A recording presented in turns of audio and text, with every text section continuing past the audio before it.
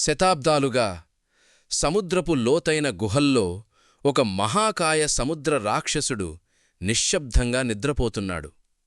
అతని శరీరం పగడాలతో ముడిపడి ఉంది. అతని తొక్కలు నల్లరాతిలా గట్టిపడ్డాయి.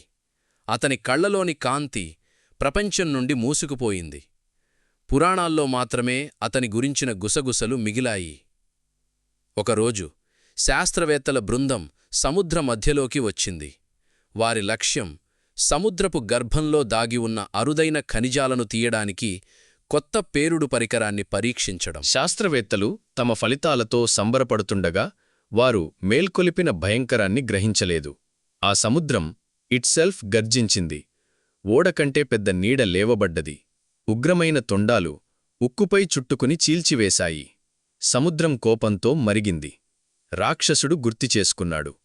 ఎన్నాళ్ల క్రితమే మనుషులు నీటిని విషపూరితం చేశారు, తన వంశాన్ని వేటాడారు, సముద్ర గీతాలను మౌనంలో ముంచేశారు.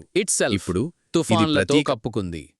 ప్రాణాలతో బయటపడిన వారు లోతుల్లోకి చూసి తెలుసుకున్నారు, ఇది కేవలం ఒక ప్రాణి కాదు, ఇది సముద్రం యొక్క ఆగ్రహానికి రూపం.